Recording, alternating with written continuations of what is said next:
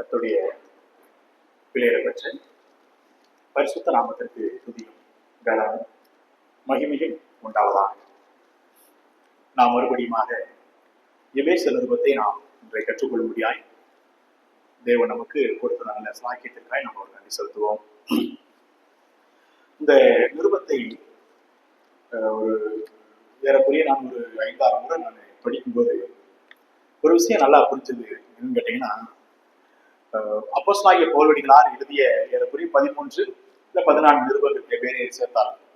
இந்த நிருபங்கள் எல்லாவற்றையும் விட இந்த எபேசியர் நிருபம் ஒரு சாதாரண ஒரு விசுவாசி இத கொஞ்சம் அடி படிச்சு பார்க்கும் பொழுது, ஒரு இயேசு கிறிஸ்துவை ஏற்றுக்கொண்ட ஒரு மனுஷனுக்கு கிடைத்திருக்கிறதான சாக்கியம், அந்த மனுஷனை தேவனுடைய பார்வையில அவர் எந்த அளவுக்கு உயர்த்தி வச்சிருக்கிறாரு அப்படிங்கிறத படிக்கும் பொழுது, உண்மையாகவே நம்முடைய நிலையிலிருந்து நம்ம பார்க்கும் பொழுது என்னைய ஒருத்தர் உயர்த்துவதுங்கிறது ஒரு பெரிய விஷயம். அது அவருடைய நிலைமைக்கு, அவருடைய இடம் வரைக்கும், அவருடைய ஸ்தலம் வரைக்கும் உயர்த்தி வச்சிருக்கிறாரு.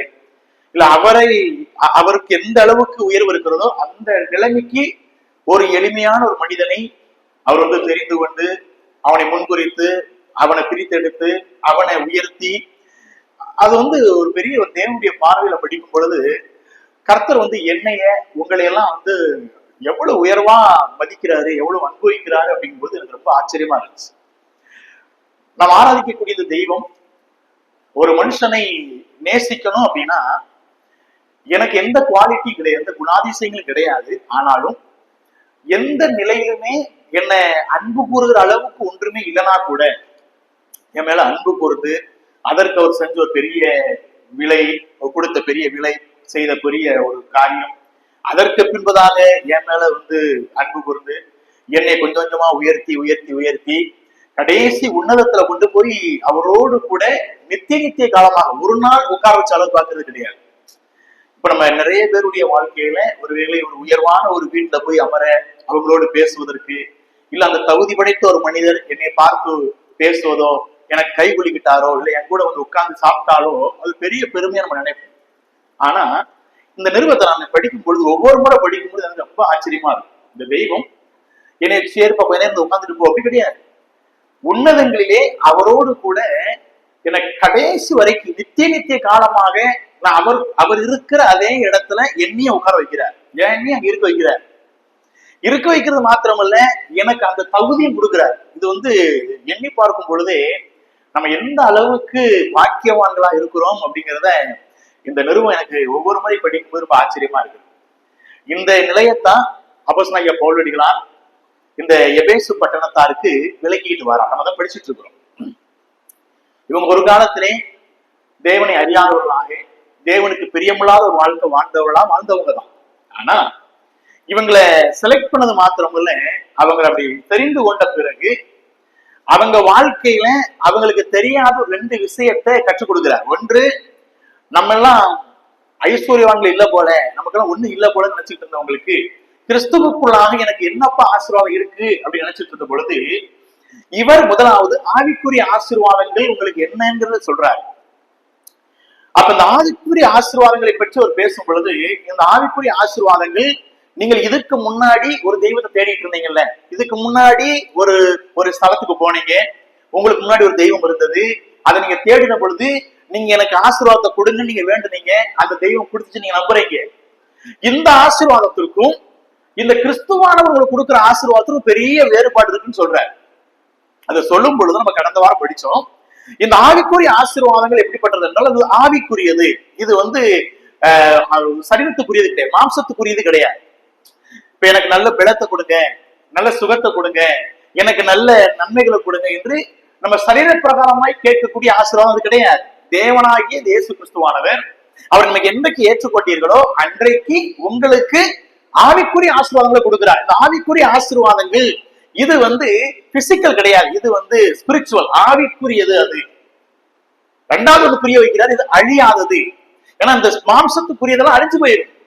மாம்சத்துல நீங்க தேடின பணம் கொஞ்ச நாள் அழிஞ்சிடும், மாம்சத்துல நீங்க தேடின பெடன் அழிஞ்சு போகும், இந்த ஜீவன் அழிந்து போகும். நீங்கள் எதெல்லாம் கேட்டு பெற்றுக்கொண்டீர்களோ இந்த மாம்சத்துக்குரிய சரீரத்திற்குரிய ஆசீர்வாதங்கள் எல்லாம் அழியக்கூடிய ஆசீர்வாதங்கள்.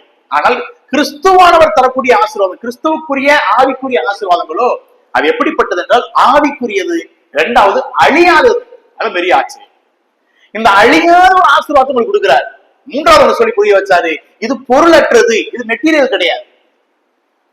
உலக பிரகாரமாக இதுவரை வேண்டியது எல்லாம் பொருளை சார்ந்து இருந்தது, பணத்தை சார்ந்து இருந்தது. ஆனா இந்த ஆவிக்குரிய ஆசீர்வாதங்கள் பொருளற்றதுங்கிறத புரிய வச்சார். அது மாத்திரமல்ல, இது காண முடியாதது. உலக பிரகாரமாக மனிதர்கள் தெய்வங்களை தேடுவது, தெய்வங்களுக்கு வேண்டிக் கொள்வதெல்லாம் காணக்கூடியதும் அழியக்கூடியதும் பொருளுடையதுமாய் இருந்தது. அது மாம்சத்துக்குரியதாய் காணப்பட்டது. ஆனா இப்ப இந்த எபேசு சபையாருக்கு பவுல் ஒண்ணு புரிய வைக்கிறாரு, உங்களை சகல ஆசீர்வாதங்களினாலும் ஆசீர்வதித்து விட்டார். நீங்கள் ஆவிக்குரிய தரித்திரர்கள் கிடையாது, நீங்கள் ஆவிக்குரிய நிலைமையில நீங்கள் ஐஸ்வர்யவான்கள். அப்ப நீங்க இன்றைக்கும் இதுக்கு முன்னாடி ஒரு தெய்வத்தை வணங்குனது போல தெய்வத்தை வணங்காதீங்க. இதுக்கு முன்னாடி ஒரு தெய்வத்துக்கு முன்னாடி நின்று நீங்க என்னெல்லாம் வேண்டுனீங்களோ அது மாதிரி இருக்காதீங்க. ஏன்னு கேட்டா இது எல்லாம் ஒரு நாள் அழியக்கூடியது, இதெல்லாம் ஒரு நாள் உங்களை விட்டு போகக்கூடியதுதான். ஆனா உங்களை எந்த அளவுக்கு ஐஸ்வர்யவனாய் வைத்திருக்கார் தெரியுமா என்று சொல்லிதான் இவர்கள் ஆவிக்குரிய ஐஸ்வர்யவான்களை குறித்தும் ஐஸ்வர்யத்தை குறித்தும் பேசிட்டு வரார். அப்ப இது ஆவிக்குரியதும் அழியாததும் பொருளற்றதும் காண முடியாததும் அது மாத்திரமல்ல திருட முடியாதது என்று சொல்லுகிறார். இப்படிப்பட்ட ஆசீர்வாதங்கள் தான் உங்களுக்கு இருக்கிறது அப்படிங்கிறத புரிய வச்சுட்டு தான் அது என்னென்ன ஆசீர்வாதங்கள், இந்த ஆசீர்வாதங்கள் தான் உங்களுக்கு ரொம்ப மேன்மையானது என்பதை இந்த எபேசு சபையாருக்கு புரிய வைக்கிறார். சொன்ன பார்த்தீங்கன்னா தியானால் தேவியை வணங்கிட்டு இருந்தவங்க, தியானால் தேவியானது ஐஸ்வர்யத்திற்கும் அவர்களுடைய ஆஸ்திக்கும் அவர்கள் வேண்டுவதற்கும் பலனளிக்கக்கூடிய நம்பிக்கொண்டு அதுக்கு பின்னாடி போனிட்டு இருந்த ஒரு ஜனக்கூட்டம் தான் அவங்க எல்லாம். இப்ப இயேசு கிறிஸ்து ஏற்றுக்கொண்ட பிறகு இப்ப இவங்க என்ன, எங்களுக்கு என்னப்பா இருக்கு, என்ன ஆசீர்வாதங்கள் எண்ணிக்கொண்டது பொழுதுதான் உங்களுக்கு அனைத்து ஆசீர்வாதங்களும் ஏற்கனவே வந்து சேர்ந்து விட்டதுப்பா, அதை உங்களுக்கு புரிய வைக்கிறார். அப்ப நம்ம ஏற்கனவே நம்ம 2 ஆசீர்வாதங்கள் கடந்த வாரம் படிச்சு முடிச்சோம். இந்த ஆவிக்குரிய ஆசீர்வாதங்கள் என்னென்ன ஆசீர்வாதங்களை நீங்கள் பெற்றிருக்கிறீர்கள் கிறிஸ்துவுக்குள்ளாக நமக்கு இருக்கிறார். முதல் ஆசீர்வாதம் நாம் என்னவென்றால் தெரிந்து கொள்ளப்பட்டோம். இதை படிச்சோம். முதல்ல தெரிந்து கொள்ளப்பட்டது மிகப்பெரிய ஒரு ஆசீர்வாதம். உலகத்திலே எத்தனையோ ஜனக்கூட்டம் இன்றைக்கு வாழ்ந்து கொண்டிருக்கிறது. ஆனா இன்னைக்கு நானா இருக்கட்டும் நீங்களா இருக்கும், என்னையே வந்து ஒரு ஒரு ஒரு தெய்வம் செலக்ட் பண்றாரு, என்னை வந்து தெரிந்து கொள்ளுகிறார் அப்படிங்கும் பொழுது அது பெரிய எனக்கு வந்து ஒரு பெரிய ஆச்சரியமா தான் இருக்கு. ஏன்னா என்னை செலக்ட் பண்ணும் பொழுது என்னைய எடுத்துக்கிட்டீங்க அப்படின்னா 17 வயசுல செலக்ட் பண்றாரு அப்படின்னா இந்த 17 வயதுல என்ன வந்து தெரிந்து கொள்ற அளவுக்கு என்கிட்ட என்ன நன்மை, ஒரு நன்மை கிடையாது. நம்ம எல்லாருடைய வாழ்க்கையை கொஞ்சம் யோசித்து பார்த்தோம் அப்படின்னா என்னை கர்த்தர் தெரிந்து கொண்டதே ஒரு பெரிய ஆசீர்வாதமா நான் நினைக்கிறேன். இன்றைக்கு ஒருவேளை இன்னைக்கு நான் மரிச்சா கூட, இன்றைக்கு இந்த இரவு நான் மரித்தால் கூட எனக்கு என்ன ஆசீர்வாதம் கிடைச்சிருக்கு, எனக்கு பெரிய ஐஸ்வர்யமா என்றேன்னு கேட்டீங்கன்னா என்னை தெரிந்து கொண்டார், என்னை மீட்டு கொண்டார். இன்றைக்கு நான் மரித்தாலும் கூட இங்க கண்ணை மூடுனா எங்க கண்ணு திறக்க போறேன்னு கேட்டா தேவ சமூகத்தில் திறந்துடும் எனக்கு தெரியும். ஆனா இந்த உலகத்திலே தெரிந்து கொள்ளப்படாத எத்தனையோ ஜனங்கள் இன்றைக்கு கர்த்தருடைய சமூகத்தில் வராம இருக்கிறாங்க. அவருடைய நிலைமை ஒரு பெரிய கேள்விக்குறிதான். ஆனா இன்றைக்கு உள்ளே வந்த பிறகு எனக்கு தெரிகிறது, அப்பா நீங்க தெரிந்து கொள்ளப்பட்டவர்கள் அப்படிங்கிறார். அப்ப இந்த ஆசீர்வாதத்தை இந்த ஜனங்களுக்கு புரிய வைக்கிறார். இந்த எபேசு பட்டணத்திலே எத்தனை லட்ச ஜனங்கள் வாழ்ந்துட்டு இருக்கிறாங்க. அந்த காலகட்டத்திலே ஒரு பெரிய வணிக ஸ்தலம் அது, கல்வி அறிவு பெருத்தவங்க இருக்கிறாங்க, செழிப்பாய் வாழ்ந்தவர் இருக்கிறாங்க, ஐஸ்வர்யவான்கள் இருக்கிறார்கள். ஆனா அவர்கள் மத்தியில எல்லாம் ஒரு குறிப்பிட்ட ஜனத்தை மட்டும் தெரிந்துகிட்டார். அதான் பெரிய ஆச்சரியம். அதே பட்டணத்திலே ஐஸ்வர்யவான்கள் இவர்களை விட நிறைய பேர் இருக்கிறாங்க. ஆனா இங்க ஒரு சிலரை கர்த்தர் வச்சிருந்தார். கல்வி அறிவுல பெருத்தவங்க நிறைய பேர் இருந்தாங்க. ஆனா இங்க கொஞ்சம் பேர் வச்சிருந்தார். அதான் சொன்னார், உங்களை எப்படி தெரிந்து கொண்டார்? பைத்தியமானவர்களை, இழிவானவர்களை, பலவீனமானவர்களை கர்த்தர் தெரிந்து கொண்டார் என்பார். இன்றைக்கு நம்மளை கூட கர்த்தர் தெரிந்து கொண்டார் அல்லவா? என்னுடைய செலக்டட் பொசிஷன் பாங்கல, தெரிந்து கொள்ளப்பட்ட நிலை, இதோட பெரிய முதலாவது ஆசீர்வாதம். அதை நீங்க என்னங்க அப்படி, அதை நீங்க ஆசீர்வாதம் நினைச்சுக்கோங்க அப்படிங்கிறார். என்னை தெரிந்து கொள்வது ஆசீர்வாதம் எப்படி நினைக்க நம்மளை பொறுத்தளவுல உலக பிரகாரமான ஒரு உயர்வை தான், உலக பிரகாரம் ஆசீர்வாதத்தை தான் ஆசீர்வாதம் நினைச்சிட்டு இருப்போம். ஆனா பவுல் அடிகளார் அந்த கண்ணோட்டத்தை மாத்திர அந்த சபையா இருக்கு. நீங்க இதுக்கு முன்னாடி வணங்கி கொண்டு தெய்வத்துக்கு முன்னாடி நிற்கும் பொழுது நீங்க உலக பிரகாரம் ஆசீர்வாதம் தான் உயர்வு நினைச்சிட்டு இருந்தீங்க. இல்ல, உங்களுடைய ஆசீர்வாதம் என்னவென்று கேட்டால் நீங்கள் தெய்வத்தால் தெரிந்து கொள்ளப்பட்டீர்கள். பாக்குறாரு, இந்த கிராமத்தை பாக்குறாரு, மவுண்ட் சியோனை பாக்குறான்னு கேட்டா இந்த மவுண்ட் சியோன்ல ஒரு சிலரை தெரிந்து கொண்டார், அவ்வளவுதான். என்னையே தெரிஞ்சுட்டாங்க. அந்த அந்த குரூப் ஆஃப் பீப்புள் நான் ஒருத்தனா இருக்கிறேன், அந்த குரூப்ல இருக்கிறது எவ்வளவு ஆச்சரியம். கர்த்தர் என் மேல கண்ணு வச்சு என்னையே தெரிந்து கொண்டு எனக்கு இந்த ரட்சிப்பை பெற்றுக் கொடுத்து, அது ஒரு பெரிய ஒரு ஆசீர்வாதம் அல்லவா? அதைத்தான் அந்த சபையாருக்கு புரிய வைக்கிறார். இது பெரிய ஆசீர்வாதம். நம்ம கடந்த அதை பத்தி நிறைய படிச்சோம். இதுல என்ன, எதை தெரிந்து கொண்டார், யாரை தெரிந்து கொண்டார் என்று படிச்சோம். இரண்டாவது, என்னை மீட்டு கொண்டார், மீட்கப்பட்ட நிலை, ரிடீம்டு பொசிஷன் ஆங்கிலத்தில். என்னை தெரிஞ்சுக்கிட்டது மாத்திரமல்ல, இரண்டாவது வேதம் சொல்கிறது என்னை மீட்டார். எதிலிருந்தெல்லாம் மீட்டார்? அக்கிரமங்களில் இருந்து, பாவத்தின் அடிமைத்தனத்திலிருந்து, பிசாசிடம் இருந்து, இருளின் அதிகாரத்திலிருந்து, இப்படி பார்த்தோம், பாவத்திலிருந்து இதெல்லாம் பார்த்தோம். இதுல இருந்தெல்லாம் என்னை அவர் மீட்டுக் கொண்டார். அவர் என்னை மீட்டுக் கொண்டதுனாலே என்னுடைய என்னுடைய என்னுடைய என்னுடைய தகுதியை கொஞ்சம் உயர்த்திட்டார், அவ்வளவுதான். அப்ப இந்த ரெண்டு விஷயங்களும் கடந்த வாரம் படிச்சோம். ஒரு கிறிஸ்துவுக்குள்ளாக ஒரு விசுவாசிக்கு இருக்கக்கூடிய ஆசீர்வாதம் என்ன? தெரிந்து கொள்ளப்பட்டோம், மீட்கப்பட்டோம். மூன்றாவது ஆசீர்வாதம் என்ன படிப்போம். மூன்றாவது ஆசீர்வாதத்தை 12ஆம் வசனம் வரைக்கும் இதை படிச்சோம். இன்றைக்கு 13 மற்றும் 14ஆம் வசனத்திலே மூன்றாவது ஒரு விசுவாசிக்கு இருக்கக்கூடிய ஆசீர்வாதம் என்ன, கிறிஸ்துவுக்குள்ளான ஆசீர்வாதம் என்பது என்னவென்று கேட்கும் பொழுது 13ஆம் வசனம் சொல்றாரு, நீங்களும் உங்கள் ரட்சிப்பின் சுவிசேஷமாகிய சத்திய வசனத்தை கேட்டு விசுவாசிகள் ஆன போது வாக்குத்தத்தம் பண்ணப்பட்ட பரிசுத்த ஆவியால் அவருக்குள் முத்திரை போடப்பட்டீர்கள். அவருக்கு சொந்தமானவர்கள் அவருடைய மகிமைக்கு புகழ்ச்சியாக மீட்கப்படுவார்கள் என்பதற்கு ஆவியானவர் நம்முடைய சுதந்திரத்தின் அச்சாரமாய் இருக்கிறார். மூன்றாவது, நம்மள முத்திரை போடப்பட்டோம். இந்த வார்த்தை எல்லாம் கொஞ்சம் படிக்கும் பொழுது நமக்கு கொஞ்சம் வித்தியாசமா தோணலாம். ஆனா அதை கொஞ்சம் கவனிங்களேன். தெரிந்து கொள்ளப்பட்டோம், அது ஒரு பெரிய ஒரு ஆசீர்வாதத்தினுடைய ஆரம்பம். தெரிந்து கொள்ளப்பட்ட என்னையே மீட்டுக் கொண்டார். அடுத்த படிப்பின் எடுக்கிறார். மூன்றாவது, என்னை மீட்டுக் கொண்டது இரண்டாவது ஆசீர்வாதம் என்று கேட்டால், மூன்றாவது என்னை முத்திரையிட்டார். முத்திரை போடப்பட்ட சீல்டு பொசிஷன் பாருங்க. இந்த முத்திரை போடப்பட்ட நிலையை பற்றி படிக்கும்போது 13ஆம் வசனத்திலே, நீங்களும் உங்கள் ரட்சிப்பின் சுவிசேஷமாகிய சத்திய வசனத்தை கேட்டு விசுவாசிகளான போது வாக்குத்தத்தம் பண்ணப்பட்ட பரிசுத்த ஆவியால் அவருக்குள் முத்திரை போடப்பட்டீர்கள். நம்ம எல்லாரும் பரிசுத்த ஆவியானவராலே முத்திரை போடப்பட்டோம் என்று வாசிக்கிறோம். என்னுடைய ஒவ்வொருடைய விசுவாசியுடைய வாழ்க்கையை புரிஞ்சுக்கணும். நம்ம எல்லாம் ஆவியானவராலே முத்திரை போடப்பட்ட ஒரு ஒரு நபர்களா இருக்கிறோம். பொதுவாக முத்திரை என்றால் என்ன அப்படி படிக்கும் பொழுது, பைபிள் வேதத்தை படிச்சு கொஞ்சம் பார்க்கும் பொழுது, முத்திரை பொதுவாக எதற்கெல்லாம் உபயோகப்படுத்திருக்கிறாங்க, இல்ல எதையெல்லாம் அது எதற்கு ஒரு ஒப்புமையாக சொல்லப்பட்டிருக்கிறது கேட்டால், சில இடங்கள் நீங்க பாத்தீங்க அப்படின்னா மத்தேயு 27ஆம் அதிகாரத்தில் நமக்கு நடந்தது, நமக்கு தெரியும் சம்பவம். இயேசு கிறிஸ்துடைய அடக்கத்தை பற்றி படிக்கும் பொழுது மத்தேயு 27ஆம் அதிகாரம் 66ஆம் வசனத்திலே முத்திரை என்பது எதற்கு என்று பார்க்கும் பொழுது, மத்தேயு 27:66ல அவர்கள் போய் கல்லுக்கு முத்திரை போட்டு காவல் வைத்து கல்லறையை பத்திரப்படுத்தினார்கள். முதலாவது முத்திரை என்றால் என்ன என்று கேட்டால் பாதுகாப்பு. இயேசு கிறிஸ்துவைய சரீரத்தை கல்லறைக்குள்ள வச்சுட்டு அங்க முத்திரை போட்டாங்க. பொதுவாக முத்திரை எதற்காக பயன்படுத்தப்பட்டது என்று கேட்டால் பாதுகாப்புக்காக பயன்படுத்தப்பட்டுச்சு. இரண்டாவது, யோவான் 6ஆம் அதிகாரம் 27ஆம் வசனத்தை நீங்க படிக்கும் பொழுது, யோவான் சுவிசேஷ புஸ்தகம் 6வது அதிகாரம் 27வது வசனத்தை நம்ம கொஞ்சம் படிச்சு பார்த்தோம் அப்படின்னா, 6:27 அழிந்து போகிற, யோவான் 6:27 அழிந்து போகிற போஜனத்திற்காக அல்ல, நித்திய ஜீவன் வரைக்கும் இருக்கிற போஜனத்திற்காகவே கிரியை நடப்பீர்கள். அதை மனுஷகுமாரன் உங்களுக்கு கொடுப்பார், அவரை பிதாவாகிய தேவன் முத்திரித்திருக்கிறார் என்றார். இரண்டாவது அங்கீகாரம். தேவன், பிதாவாகிய தேவன் குமாரனாகிய கிறிஸ்துவை அங்கீகரித்திருக்கிறார் என்று சொல்லுகிறார். அப்ப முத்திரை என்பது பாதுகாப்புக்கு, இரண்டாவது முத்திரை என்பது அங்கீகாரத்திற்கு. இதெல்லாம் நீங்க கொஞ்சம் தெரிஞ்சுக்கிட்டீங்கன்னா, இந்த பரிசுத்த ஆவியுடைய முத்திரை நமக்கு இடப்பட்டிருக்கிறோம் என்று சொல்லும் பொழுது இதெல்லாம் நமக்கும் பொருந்தும். முதலாவது பாதுகாப்புக்கு அது ஒப்புமையா இருக்கிறது. இரண்டாவது அங்கீகாரம். மூன்றாவது இதே யோவான் சுவிசேஷம் 3ஆம் அதிகாரம் 33ஆம் வசனத்தை நீங்க படிச்சீங்க அப்படின்னா, முத்திரை என்பது எதற்கு? 3ஆம் அதிகாரம் 33ஆம் வசனத்தை படிக்கும் பொழுது, அவருடைய சாட்சியை ஏற்றுக்கொள்கிறவன் தேவன் சத்தியம் உள்ளவர் என்று முத்திரை போட்டு நிச்சயப்படுத்துகிறான். இது உறுதிப்படுத்துவதற்கு. அப்ப முத்திரை பாதுகாப்புக்கு, முத்திரை அங்கீகாரத்திற்கு, முத்திரை உறுதிப்படுத்துவதற்கு.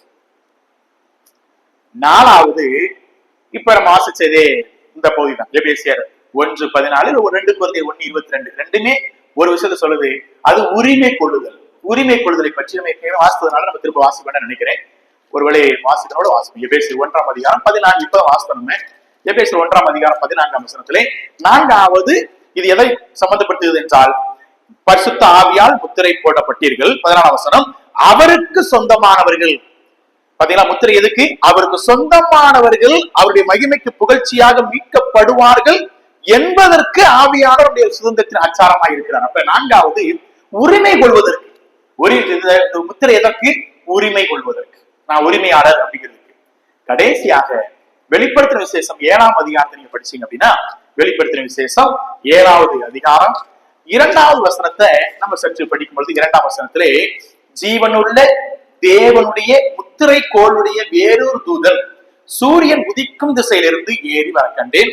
அவன் பூமியையும் சமுத்திரத்தையும் சேதப்படுத்துவதற்கு அதிகாரம் பெற்ற அந்த 4 தூதரையும் நோக்கி அப்படின்னு கீழே வரைக்கும் நான் 4வது வசனம் படிக்கணும். ஆனா நீங்க இந்த 2, 3, 4 வசனத்தை படிக்கும் பொழுது இது அடையாளத்திற்கு பயன்படுத்தப்பட்ட ஒரு வார்த்தை.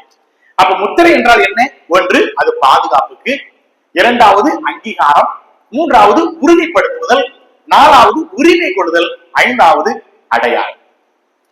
இப்ப இந்த 5 விஷயத்தை நீங்க மனசுல அப்படியே வச்சுக்கிட்டீங்கன்னா, இப்ப இந்த எபேசியர் 1:14 படிக்கும்போது நம்ம எப்படி ஆசீர்வதிக்கப்பட்டோம்? கிறிஸ்துவுக்குள்ள நம்முடைய ஆசீர்வாதங்கள் என்னன்னு கேட்டீங்கன்னா, நம்ம தெரிந்து கொள்ளப்பட்டது எவ்வளவு ஆசீர்வாதமோ, நம்மளை மீட்டுக் கொண்டது எவ்வளவு ஆசீர்வாதமோ, அதே போல 3வது நம்முடைய கர்த்தராகிய இயேசு கிறிஸ்துவானவர் வாக்குத்தத்தம் பண்ணப்பட்ட பரிசுத்த ஆவியானவராலே என்னையும் உங்களையும் முத்திரை போட்டிருக்கிறார் என்று சொல்லும் பொழுது, ஏதோ ஒருத்தர் வந்து ஒரு சீல் எடுத்து என்னை இப்படி அடிக்கணும் அவசியம் கிடையாது, என்னை முத்திரை போடணும் அவசியம் இல்லை. இது நாம் ரட்சிக்கப்படுகிற சமயத்துல எனக்குள்ளாக நடக்கக்கூடிய ஒரு ஆவிக்குரிய ஒரு சம்பவம்.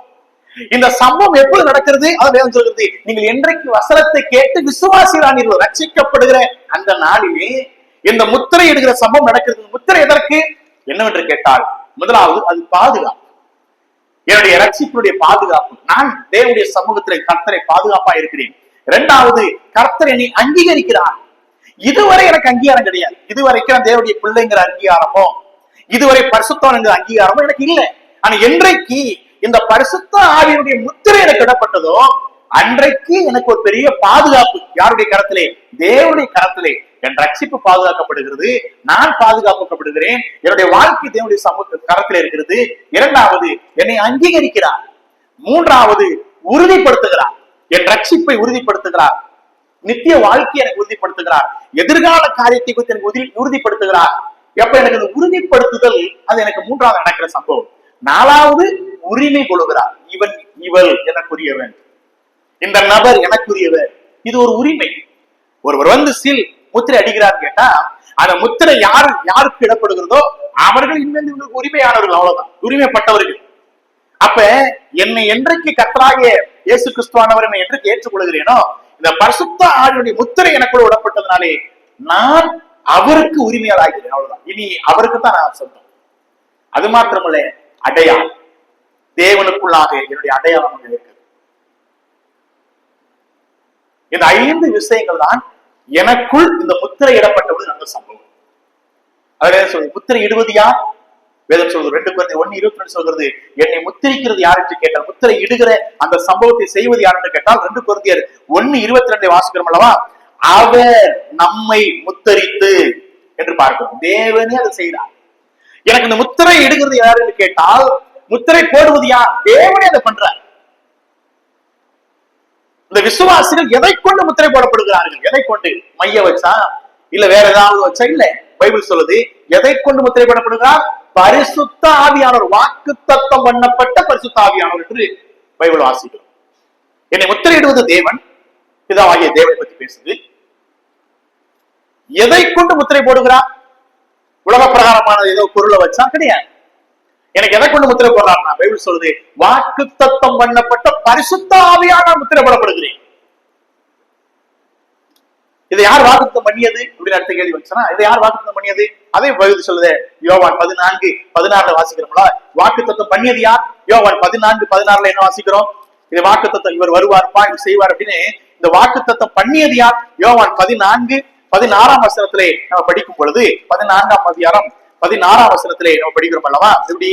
நான் பிதாவை வேண்டிக் கொள்வேன், அப்பொழுது என்றென்றைக்கும் உங்களுடனே கூட இருக்கும்படிக்கு சத்திய ஆவியாகிய வேறொரு தேற்றரமானதை அவர் உங்களுக்கு என்ன செய்வார்? தந்தருளுவார். அப்ப யார் யார் வாக்குத்தத்தம் பண்ணது? குமாரனாகிய கிறிஸ்து. அப்ப முத்திரை போட்டது தேவன். எதை கொண்டு? பரிசுத்த ஆவியினர் கொண்டு, வாக்குத்தத்தம் பண்ணப்பட்ட பரிசுத்த ஆவியினர் கொண்டு. சரி, யாரு வாக்குத்தத்தம் பண்ணது? கொஞ்ச காலத்துக்கு முன்னாடி, கொஞ்ச நாட்களுக்கு முன்னாடி கர்த்தராகிய இயேசு கிறிஸ்து பண்ணிருக்கிறார். அப்ப இந்த முத்திரை இடுவது என்று சொல்லும் பொழுது என் வாழ்க்கையில, உங்க வாழ்க்கையில கூட எப்பொழுது நடக்கிறது? அடுத்த கேள்வி கேட்டீங்க அப்படின்னா, எப்ப பிரதர் எனக்கு முத்திரை போடுறாங்க? 13ஆம் வசனம் சொல்லுகிறதா, சுவிசேஷத்தை கேட்டு விசுவாசிகள் ஆனது. அப்ப ஒரு மனிதனுடைய வாழ்க்கையில இந்த சுவிசேஷத்தை கேட்டு நான் என்றைக்கு இயேசு கிறிஸ்துவை ஏற்றுக்கொள்கிறேனோ அன்றைக்கு என் வாழ்க்கையில பெரிய பெரிய ஆசீர்வாதம் அனுபவிக்கிறேன். இந்த சுவிசேஷம் கேட்கப்படுவது மிக மிக மிக அவசியம். கர்த்தருடைய வார்த்தைக்கு அவ்வளவு பவர், அவ்வளவு வளம் இருக்கு. இன்னைக்கு உங்களையும் சரி என்னையும் சரி மாற்றியது எதுன்னு கேட்டீங்க அப்படின்னா வசனம் மட்டும்தான், வேற எதுவுமே கிடையாது. அந்த வசனத்துக்கு அவ்வளவு வளம் இருக்கு. இப்ப நான் ரீசெண்டா ஒரு சாட்சி கேட்டேன். இப்போ ஒரு வாரத்துக்கு முன்னாடி ஒரு சாட்சி நான் கேட்டேன். ஒரு சபையில் நடந்த ஒரு சாட்சி. இந்த ராஜபாளையத்துல ஒரு ஊழியம் பண்ற 2 தம்பதிகள், கணவன் மனைவி 2 பேருமே கைப்பிரதி ஊழியர்கள் கொஞ்சம் பண்ணுவாங்க போல, பண்ணிட்டு இருக்கிறாங்க. அந்த திருச்சபையில ஒரு அம்மா துப்புரவு பணியாளர், டெய்லி வீடு விடா போய் என்ன செய்வாங்கன்னா அந்த இதெல்லாம் வேஸ்ட் எல்லாம் எடுத்து போட்டு அந்த வேலை பார்ப்பாங்க. அப்ப ஒரு நாள் ஒரு வீட்டுல இருந்து ஒரு பை நிறைய பேண்டேஜ், அப்புறம் ரத்தம் வலிஞ்சு அந்த அந்த பஞ்சு எல்லாமே அந்த மாதிரி காரியங்களா, சீல் வடிச்சது, ரத்தம் வடிச்சதா கொண்டு பை நிறைய அந்த கேரி கவர் நிறைய போட்டிருக்காங்க. 2ஆம் நாள் நம்ம போயிருக்குது. 2ஆம் நாள் அதே மாதிரி பை நிறைய அந்த ரத்தம் தொடச்சது, அந்த துணி, அந்த இது எல்லாமே கொண்டு போட்டுருக்காங்க. 3ஆம் நாளும் போயிருக்கிறாங்க அந்த இடத்துக்கு. அதே இடத்துக்கு அந்த அந்த வீட்டுல இருந்து ஒரு அம்மா கொடுத்துருக்காங்க. அப்ப அந்த துப்புரவு பணியாளர் அம்மா கேட்டிருக்கிறாங்க, நான் 3 நாளா பாத்துட்டு இருக்கிறேன், நீங்க என்ன பண்றீங்க அப்படின்னா டெய்லி ஒரு பை நிறைய ரத்தத்தை தொடச்ச அந்த பேண்டேஜா இருக்கட்டும், இல்ல அந்த சீல் வடிச்சதெல்லாம் தொடச்சு பை நிறைய இருக்குதே, என்ன பிரச்சனை அப்படின்னு சும்மா கேட்டிருக்கிறாங்க. இவங்க அம்மா ஒரு சபைக்கு போற ஒரு விசுவாசி, அவ்வளவுதான். அப்ப அந்த அந்த வீட்டுக்காரமா ஓனர் அம்மா சொல்லுது, இந்த மாதிரி என்னுடைய கணவனருக்கு தலையில ஒரு பெரிய கட்டி, அதை ஆபரேஷன் பண்ணி எடுத்துட்டாங்க. ஆனாலும் அந்த ரத்தம் வடிகிறதும் சீல் வடிகிறதும் நாங்க நிறைய டாக்டர்ஸ் போயிட்டோம், ராஜபுரத்துல இருக்கிற எல்லா டாக்டரும் போயிட்டோம், மதுரைக்கும் போனோம், அவங்க அப்படிதான் ஒர்க்கிங் சொல்லி அனுப்பிட்டாங்க. ஆனா நாங்க 1 மாசம் ஆச்சு, ஆனாலும் டெய்லி என்ன செய்து நடக்குது. இப்ப கடைசி 3-4 நாளாவே ரொம்பவே இதாகிட்டு இருக்குது, எங்களுக்கு என்ன செய்ய தெரியல, உட்காந்துருக்குறோம் அப்படின்னாங்க. சரி, அப்ப நான் இந்த சபையில இருந்து ஊழியக்காரரை அனுப்பி வைக்கட்டுமான்னு கேட்டுக்கிறாங்க. சரி அப்படின்ட்டாங்க. அந்த வீட்டுக்கு அடுத்த நாள் அந்த சபையினுடைய ஊழியக்கார அம்மாவும் போயிருக்கிறாங்க. போனும் அந்த ஐயா படுத்திருக்கிறார். ஒரு 48 வயசு 50 வயசு இருக்குமா, படுத்திருக்கிறார். அவர்கிட்ட போயிட்டு ஜோம் பண்ணிட்டு, உங்களுக்கு ஒருவேளை ஏதாவது தனிமையா ஃபீல் பண்றீங்க, ஆறுதல் வேணும், சமாதானம் வேணும் அப்படின்னா இது எங்க போன் நம்பர், பேசுங்க. அப்படி இல்லைன்னா எங்களை விட ஆறுதல் படுத்துறதுக்கு ஒண்ணு கையில இருக்குது அப்படின்னு சொல்லி ஒரு புதிய ஏற்பாடை மாத்திரம் அவங்க அந்த ஐயா கையில கொடுத்துட்டு போயிட்டாங்க. அந்த இரவு அவருக்கு அதை எடுத்து படிக்கிறார். 2ஆம் நாள் படிக்கிறார். இதை படிக்க படிக்க படிக்க அவருக்கு அவ்வளவு சமாதானம், அவ்வளவு ஆசீர்வாதம். அப்ப பேசும்போது சொல்லியிருக்கிறாங்க, உங்களுக்கு இந்த வியாதி என்னன்னு தெரியல எங்களுக்கும், நீங்க உண்மையிலேயே விசுவாசம் ஜோம் பண்ணுங்க, முதல்ல இந்த தெய்வத்தை அழிஞ்சுக்கோங்கன்னு சொல்லி டெய்லி இந்த அம்மா அந்த ஐயா பாஸ்டர் 2 போவாங்களாம், ஜோம் பண்ணுவாங்களாம், இதை பைபிளை படிக்க சொல்லுவாங்களாம். இந்த வேதத்தை படிக்க படிக்க படிக்க படிக்க காலங்கள் போயிருச்சு, கொஞ்சம் நாட்கள் போனதான். கடைசி அவர் புரிஞ்சுக்கிட்டாரு, இந்த வாழ்க்கை எனக்கு சரியில்லை, நான் இயேசு கிறிஸ்துவை ஏற்றுக்கொள்கிறேன்னு சொல்லி ஏற்றுக்கொண்டார். இதுக்கு இடையில அவருக்கு இருந்த அந்த பிரச்சனையும் அப்படியே ஸ்டாப் ஆயிடுச்சு. இப்ப அந்த வீட்டுக்கு கடைசியா போயிட்டு ஜோம் பண்ணிட்டு அந்த சபைக்கு வரணும்னு சொல்ல ஆரம்பிச்சு அப்படின்னு சொல்றாங்க. சரி வரட்டும் அப்படின்னு சொல்லிட்டு வந்துட்டாரு அந்த அம்மா, அந்த ஐயா வந்துட்டாங்க. இப்ப சபைக்கு ரெகுலரா வந்துட்டு இருக்கிறாங்க. இப்ப இதுல என்ன ஆச்சரியம் கேட்டீங்க அப்படின்னா, அந்த ஐயா ரசிக்கப்பட்டாரு, ஞானஸ்தானம் பெற்றாரு, சபையில இருக்கிறாரு. ஆனா முதல் நாள் இந்த ஊழியக்கார அம்மாவும் அந்த வீட்டுக்குள்ள போகும்போது அந்த ஐயாவுடைய பெட்டுக்கு மேல தேசியமும் தெய்வீகமும் 2 கண்கள், மதமாற்றும் தேச துரோகம் அப்படின்னு இந்து முன்னணி மாவட்ட செயலாளர்னு போட்டு ராஜபாளையம் மாவட்ட செயலாளர் தான் அவர். இந்த அம்மா முதல் நாளே சொல்லியிருக்காங்க பாஸ்டர்கிட்ட, தயவு செய்து அவர்கிட்ட போயிடாதீங்க, அவர் நம்மள தான் பண்ணிடுவோம்னு சொல்லியிருக்காங்க. ஆனா அவரு இல்ல இவர் கண்டிப்பா இந்த வசனத்தை மட்டும் கொடுத்துருவோம், இந்த பைபிளுடைய வசனம் அவர் மாத்தட்டும். இத சொல்லிட்டு கடைசி அவர் சபைக்கு வரும்பொழுது அவர் எல்லாம் தீ கொடுத்து வந்திருக்கிறார். இதுவரைக்கும் நான் எனக்குன்னு ஒரு பாரம்பரியம் வச்சிருந்தேன், எனக்குன்னு ஒரு விஷயம் வச்சிருந்தேன். ஆனால் என்றைக்கு இந்த வேதத்தை வாசிக்க ஆரம்பிச்சோம், இந்த ஊழியக்காரமாக ரெண்டாவது இந்த வசனத்தை நான் இரவு முழுவதும் வாசிக்க வாசிக்க வாசிக்க முதலாவது நான் யார் என்பது எனக்கு புரிய வச்சுச்சு. எனக்கு உண்மையிலே என்ன பிரச்சனை, இந்த வியாதியை விட என்னிடத்துல தீர்க்கப்பட வேண்டிய வியாதி என்ன பிரச்சனை இருக்குது என்பதை இந்த வேத புஸ்தகங்களை கற்றுப்படுத்தது என்று சொல்லி இந்த வேதத்தை அவர் அதிகமாய் ஆசைப்பட்டு படிச்சு படிச்சு படிச்சு இன்றைக்கு அவர் ஒரு திருச்சபையில் நினைச்சாருன்னா அங்கத்தினரா இருக்கிறார். ஆனா அவர் யாரு அப்படின்னு கேட்டீங்கன்னா ராஜபாளையம் மாவட்ட செயலாளர். எதுலன்னா இந்து முன்னணியில இருக்கிற மாவட்ட செயலாளர். எங்களுக்கு ஆச்சரியமா இருந்துச்சு, ஒரு மனிதனை மாற்றக்கூடிய வல்லமை.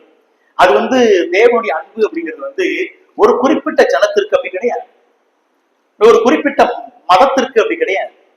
தேவனுடைய அன்பு என்பது எல்லா மனிதனையும் சார்ந்தது இருக்குது. ஆனால் ஒரு மனிதனை மாற்றக்கூடிய வல்லமும் இதனோட கர்த்தருடைய வார்த்தையில் இருக்குது. இந்த வசனத்தை படிக்கும்போது தான் எனக்கு யோசித்தது, இது எத்தனை பேர் அப்படி மாத்திருக்கு, எவ்வளவு கொடிய மனிதர்களையும் எவ்வளவு கொடூரமான ஒரு மனிதனையும் அது மாற்றக்கூடிய வல்லமை வெறும் சாதாரண வார்த்தையை போல தோன்றுகிறது. ஆனா கொடூரமான கல்மனதுடைய கூட உடைக்கக்கூடிய ஒரு பவர் எதுக்கு இருக்குன்னு கேட்டா இந்த வார்த்தைக்கு இருக்குது அப்படிங்கும்போது ரொம்ப எனக்கு உண்மைதான். இது ஜஸ்ட் படிக்கும்போது ஏதோ வார்த்தை மாதிரி தெரியுது, அவ்வளவுதான். ஆனா கடந்த 2000 ஆண்டு காலங்களாக பெரிய பெரிய பெரிய அதாவது ஒரு மனிதனை இன்னொரு மனிதன் கொடூரமாய் நடத்தக்கூடிய மனிதர்களை கூட ஒரு மனதளவிலே மாற்றி அவர்களை ஒரு தெய்வத்திற்குரிய சுபாவத்தை கொண்டு வருகிறது என்று கேட்டால் அது இந்த வசனத்துக்கு மட்டும்தான் அது உரித்தாங்க. அதத்தான் இங்க சொல்றாரு, நீங்கள் எப்ப வசனத்தை கேட்டீர்களோ, ஏன் பிரசங்க ரெண்டாவது போல சொல்றாரு, நீங்க என்னைக்கு வசனத்தை கேட்க ஆரம்பிச்சீங்களோ இந்த வசனம் என்ன பண்ணுச்சுன்னு கேட்டீங்க அப்படின்னா உங்களை மாத்துச்சு. நீங்கள் வசனத்தை கேட்டு, அது சுவிசேஷ வசனத்தை கேட்ட பொழுது, அப்போ ஒரு வசனம் ஒரு மனிதனை மாற்றும் பொழுது, இந்த மாற்றப்படும் பொழுது அது என்ன நடக்குன்னு கேட்டீங்கன்னா ஒரு பெரிய சேஞ்ச் நடக்கும். இந்த விசுவாசிகளுக்கு அதை புரிய வைக்கிறார். நீங்களாம் முன்னே யாரா இருந்தீர்கள், முற்காலத்துல யாரா இருந்தீங்க. 2ஆம் அதிகாரத்தை தான் பேசுறாரு, நம்ம படிக்க போறாரு. 2ஆம் அதிகாரம் ஆரம்பத்துல சொல்றாரு, நீங்கள் செத்து போனவங்க, இதுல பாவத்துல செத்து கிடந்தீங்க, அக்கிரமத்துல செத்து கிடந்தீங்க. ஆனா முதல் அதிகாரம் முதல் வசனங்கள்ல நீங்கள் பரிசுத்தவான்கள் சொல்ற. இப்படிப்பட்ட நிலையில் இருக்கிற மனிதனை தேவன் இப்படி உயர்த்திட்டார். உயர்த்தது மாத்திரமல்ல, முத்திரை போட்டு சொல்றாரு, இவன் எனக்குரியவன் சொல்றாரு. எனக்கு ஒரு பெரிய பாதுகாப்பை கொடுக்கிறாரு, அங்கீகாரத்தை கொடுக்கிறாரு, உரிமையை கொண்டாடுகிறாரு, அடையாளத்தை கொடுக்கிறாரு. இதெல்லாம் எவ்வளவு பெரிய ஆச்சரியம். எனக்கு ஒரு பெரிய அடையாளம் கொடுத்துட்டாரு. உலகத்துல ஒருவர் எனக்கு எந்த அடையாளம் இல்லாம இருக்கலாம், கர்த்தருடைய பார்வையில நான் தேவனுடைய பிள்ளை என்ற ஒரு பெரிய அங்கீகாரம் எனக்கு இருக்குல்ல, அதை விட எவ்வளவு பெரிய ஆசீர்வாதம் வேணும். ஏதோ சொல்றாரு, இந்த சுவிசேஷத்தை கேட்ட பொழுது நீங்கள் ரட்சிக்கப்பட்டீர்கள். ரட்சிக்கப்பட்ட அந்த சமயத்துல எனக்கு முத்திரை போடப்பட்டோம். இப்ப முத்திரை போடப்பட்ட பொழுது எனக்குள் நடக்கிற சம்பவம் அதுதான். அப்போ ஒரு விசுவாசிய தேவன் முத்திரை போடும் பொழுது நடக்கூடிய சம்பவம் என்ன நடக்கு பாருங்க. விசுவாசிகளை முத்திரை போடுவது எதற்காக? நீங்கள் ரோமன் நிருபத்துக்கு வந்தீங்க அப்படின்னா ரோமன் நிருபத்தில் அதற்கான பதிலை பவுல் அந்த நிருபத்தில் எழுதி வைக்கிறார் பாருங்க. ஒரு விசுவாசி ஒரு மனிதனை முத்திரை போடும் பொழுது, இல்ல முத்திரை போடுவது எதற்காக கேட்டீங்க அப்படின்னா, நம்ம ஏற்கனவே பார்த்தோம் 4 காரியங்கள். ஆனாலும் இங்கே கொஞ்சம் எக்ஸ்ட்ரா சொல்றாரு பாருங்க. ரோமர் 8ஆம் அதிகாரத்துக்கு நீங்க வந்தீங்கன்னா 8ஆம் அதிகாரம் 9வது வசனத்துல இந்த பவுல் அடிகளார் முத்திரை போடப்பட்டதுனாலே எனக்குள் வந்த ஒரு பெரிய நன்மை என்னன்னு பாருங்க. முதலாவது 9வது வசனம் பாருங்க, தேவனுடைய ஆவி உங்களில் வாசமா இருந்தால், பரிசுத்த ஆவியானவர் எனக்குள்ள முத்திரை போடப்பட்டு எனக்குள்ள இருக்கிறார் பாத்தீங்களா, தேவனுடைய ஆவி உங்களில் வாசமா இருந்தால் நீங்கள் மாம்சத்துக்கு உட்பட்டவர்களாய் இராமல் ஆவிக்கு உட்பட்டவர்களாய் இருப்பீர்கள். அப்புறம் பாருங்க, கிறிஸ்துவின் ஆவி இல்லாதவன் அவன் உடையவன் அல்ல என்று சொல்றார். முதலாவது இந்த முத்திரை போடப்பட்ட பொழுது எனக்குள்ள நடக்கூடிய ஒரு பெரிய ஆசீர்வாதம் என்னன்னு கேட்டீங்க அப்படின்னா, ஒன்று, நாம் கிறிஸ்துவுக்கு சொந்தமானவர்கள் அப்படிங்கறத ஏற்கனவே சொல்லிட்டார். நம்மள யாரு அப்படின்னா, இன்னைக்கு வரைக்கும் எனக்கு சொந்தம் அப்படின்னா இயேசு கிறிஸ்து. அவர் நான் சொந்தமாயிருக்கேன். இயேசு கிறிஸ்துக்கு நான் சொந்தமாக மாறுவது எவ்வளவு பெரிய விஷயம் பாருங்க. இந்த உலகத்தை உண்டாக்கின ஒரு தெய்வம், அந்த தெய்வத்திற்கு நான் சொந்தக்காரன். அந்த தெய்வத்துக்கு நான் இது என் சொத்துப்பா அப்படிங்கிறார், நீ என்னுடைய சம்பத்து அப்படிங்கிற. இதெல்லாம் ஆவிக்குரிய நிலைமை யோசிக்கும் பொழுது அவ்வளவு ஆசீர்வாதம், எவ்வளவு மகிழ்ச்சி நமக்கு.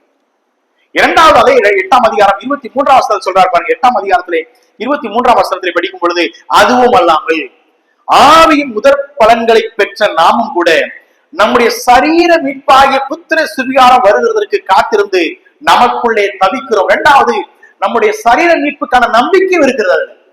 என்னை ஒரு முத்திரை போட்டார் பாத்தீங்கன்னா, முத்திரை போட்ட பொழுது எனக்கு ஒரு பெரிய ஆசீர்வாதம் கேட்டீங்கன்னா, ஒன்று அவருக்கு சொந்தமாயிட்டேன், இரண்டாவது சரீர மீட்புக்கான நம்பிக்கை எனக்கு வந்துருச்சு. இந்த சரீரம் அழியணும் தெரியும், ஆனா அழிஞ்சு அப்படியே போயிட போதா கிடையாது. இந்த சரீரம் ஒரு நாள் உயிரோடு எழுந்து போகும், உயிரோடு எழுப்பப்படும் என்ற ஒரு பெரிய நம்பிக்கை எதன் மூலமாக பெறப்பட்டது கேட்டால் இந்த முத்திரை போடப்பட்டதுனால். நான் அவருக்கு சொந்தமாயிட்டேன். அதான் தெசலோனிக்கேயர் சொல்றாரு, முதலாவது கிறிஸ்துவுக்குள் மரித்தவர்கள் முதலாவது எழுந்திருப்பாங்க. இந்த நம்பிக்கை தான் நமக்கு பெரிய ஒரு ஆசீர்வாதம். சரீர மீட்புக்கான நம்பிக்கை எதுல கிடைக்குதுன்னு கேட்டீங்கன்னா, இந்த இந்த முத்திரையில இருக்கு. அவரை நீ முத்திரை இட்டதுனாலே எனக்கு என்ன நடந்துச்சுன்னு கேட்டீங்கன்னா, எனக்கு தெரியும் இன்றைக்கு ஒரு மரித்தாலும் இன்னைக்கு மரிச்சா கூட என் சரீரத்தை கொண்டு போய் அடக்க முடியவாங்க தெரியும். என் சரீரம் போயிருக்கு, அது எல்லாம் ஒரு நடக்கத்தான் போகுது, எல்லாருடைய வாழ்க்கையும் நடக்கத்தான் போகுது. ஆனா என் சரீரம் ஒருவேளை அழுகி மக்கி குப்பையா போனா கூட இந்த சரீரம் மீட்கப்படுமா மறுபடியும் கேட்டா, இந்த நம்பிக்கை எனக்கு எப்படி கிடைச்சிச்சு? எனக்குள்ளாக இருக்கிற இந்த ஆவியானவர், இந்த அச்சாரமாய் கொடுக்கப்பட்டவர், இந்த மீட்பின் நாளுக்காக எனக்குள்ள முத்திரை போடப்பட்ட நான் அவருக்கு சொந்தமாகி அவருக்குள்ள நான் பாதுகாப்பா இருக்கிறதுனாலே அந்த பாதுகாப்பு எனக்கு என்ன செய்யுதுன்னு கேட்டீங்கன்னா, எப்ப நீ செத்தாலும் பரவாயில்ல, நீ மறைத்தாலும் மறுபடியும் பிழைப்பா என்ற நம்பிக்கை கருத்து கொடுத்திருக்கிறார். இதுதான் நமக்கு இருக்கக்கூடிய ஒரு பெரிய ஒரு ஒரு மகிழ்ச்சி. இதைத்தான் உங்களுக்கு புரிய வைக்கிறார், கொஞ்சம் கொஞ்சமா அந்த சபை மக்கள் புரிய வைக்கிறார். நீங்கெல்லாம் அழிந்து போகக்கூடிய பொருளையும் இதத்தை பார்த்துட்டு இருக்கிறீங்க, இதெல்லாம் ஒரு நாள் போயிடும். ஆனா ஆவிக்குரிய ஆசீர்வாதங்கள் எவ்வளவு பெருசு தெரியுமா உங்களுக்கு? கிறிஸ்துவுக்குள்ளாக நீங்களுடைய ஆசீர்வாதம் எவ்வளவு மேன்மை தெரியுமா அப்படிங்கிறார். என்னை தெரிந்து கொண்டதே பெரிய ஆசீர்வாதம், என்னை மீட்டுக் கொண்டது பெரிய ஆசீர்வாதம். அதோடு விட்டுல என்னைய முத்திரை எடுக்கிறார். முத்திரை இட்டுட்டு எனக்கு பாதுகாப்பா கொடுக்கிறார், சரீர பாதுகாப்பா கொடுக்கிறார். எனக்குள்ளாக அவர் இருக்கிறார், நாசம் பண்ணி என்னை உரிமை கொள்கிறார், என்னை அடையாளப்படுத்த அங்கீகரிக்கிறார். இதெல்லாம் எவ்வளவு மேன்மை தெரியுமா நமக்கு? அதான் சொல்றேன், கிறிஸ்துவுக்கு சொந்தமானவன் என்பதற்கான ஒரு விஷயம் தான் அங்க நடக்குது. இரண்டாவது, சரீர மீட்பு எனக்கு நடக்கும் ஒரு நாள், அது நம்பிக்கை எனக்கு இருக்கு, நம்ம எல்லாருக்கும் இருக்குது. வருஷம் அப்படியே ஓடிச்சு, வேற குறைய இன்னைக்கு பாத்தீங்கன்னா 10வது மாசம் ஆயிடுச்சு. இந்த வருஷம் ஆரம்பிச்சது போல தோன்றியது 10வது மாசம். ஒவ்வொரு வருஷம் போக போக, ஒவ்வொரு மாதங்கள் கடக்க நம்ம வயசும் நாமும் எதை நோக்கி பிரயாணித்துக் கொண்டே இருக்கிறோம் என்று கேட்டால், நம்முடைய மரணத்தை நோக்கி பிரயாணிச்சுட்டு இருக்கிறோம். நாளை என்பது நிச்சயமில்லாத ஒரு வாழ்க்கையில் வாழ்ந்துட்டு இருக்கிறோம். ஆனா இன்னும் எத்தனை வருஷம், இன்னும் எத்தனை மாதங்கள், இன்னும் எத்தனை நாட்கள் நமக்கு தெரியாது. ஆனா நம்ம எல்லாருக்கும் ஒரு பெரிய ஆசீர்வாதமும் ஒரு பெரிய நம்பிக்கையும் ஒரு பெரிய மகிழ்ச்சி என்னன்னு கேட்டீங்க அப்படின்னா, இந்த சரீரம் அழியும் தெரியும், ஆனா இதே சரீரம் இன்னொரு நாள் மகிமையின் சரீரமாய் உயிர்த்தெழும் என்ற நம்பிக்கையை இந்த ஆவியானவர் எனக்கு கொடுத்திருக்கிறார். இந்த முத்திரை எனக்கு அந்த நம்பிக்கையை கொடுத்திருக்கு. அப்பா சொல்றாங்க, நம்மள தவிச்சிட்டு இருக்கிறோம், நம்மள காத்திருக்கிறோம் அப்படிங்கிற. மூன்றாவது விசுவாசியை முத்திரை போட்ட பொழுது நடக்கிற சம்பவம் பாருங்க. ஒன்று சொந்தமாயிட்டோம், இரண்டாவது நம்பிக்கை கொடுக்கிறாரு, மூணாவது அதை 8ஆம் அதிகாரத்துல நீங்க படிச்சீங்கன்னா 15 சொல்றாரு பாருங்க. அந்தபடி திரும்பவும் பயப்படுகிறதுக்கு நீங்கள் அடிமைத்தனத்தின் ஆவியை பெறாமல் என்ன ஆவியை பெற்றிருக்கிறோம்? அப்பா பிதாவை என்று கூப்பிட பண்ணுகிறேன் புத்திர சுவிகாரத்தின் ஆவியை பெற்றீர்கள். அதாவது தேவனிடத்தில் தைரியமாய் போவதற்கான ஒரு ஒரு ஒரு ஒரு ஆசீர்வாதம், ஒரு நம்பிக்கை கொடுத்திருக்காரு. சொந்தமாயிட்டோம், இரண்டாவது நம்பிக்கை கொடுத்துட்டாரு, மூணாவது தைரியத்தை கொடுக்கிறார். இந்த முத்திரையிடப்பட்டதுனாலே எனக்கு தைரியம் கிடைச்சிருக்கு. என்ன தைரியம்? முன்னாடி இருந்த அந்த பயப்படுத ஆவி கிடையாது, அடிமைத்தனத்தின் ஆவி நீங்க இல்ல. இந்த ஆவியானவர் உங்களுக்கு என்ன கொடுத்திருக்கிறான்னு கேட்டீங்கன்னா, நீங்கள் முத்திரை போடப்பட்டதுனாலே, இந்த வாக்குத்தத்தம் பண்ணப்பட்ட பரிசுத்த ஆவியாலே நமக்குள்ளே முத்திரை போடப்பட்டதுனாலே நமக்கு கிடைக்கிற அடுத்த ஆசீர்வாதம் கேட்டீங்க, பெரிய நன்மை என்னன்னு கேட்டீங்க அப்படின்னா, தைரியத்தை கொடுத்துட்டார்.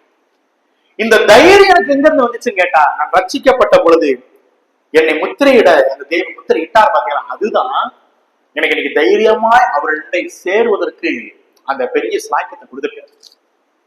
அடுத்தவர் சொல்றாரு, அதே 5ஆம் அதிகாரம், ரோமர் 5ஆம் அதிகாரம் 5ஆம் வசனத்துல நமக்கு தெரிஞ்ச வசனம் அடிக்கடி வாசிக்கிறதா, 5:5 மேலும் நமக்கு அருளப்பட்ட, பாருங்க, நமக்கு முத்திரை போடப்பட்டாங்க, நமக்கு அருளப்பட்ட பரிசுத்த ஆவியினாலே என்ன நடந்துச்சாம்?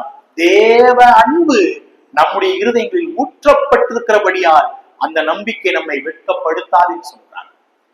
தேவனுடைய அன்பை வெளிப்படுத்துகிறார்.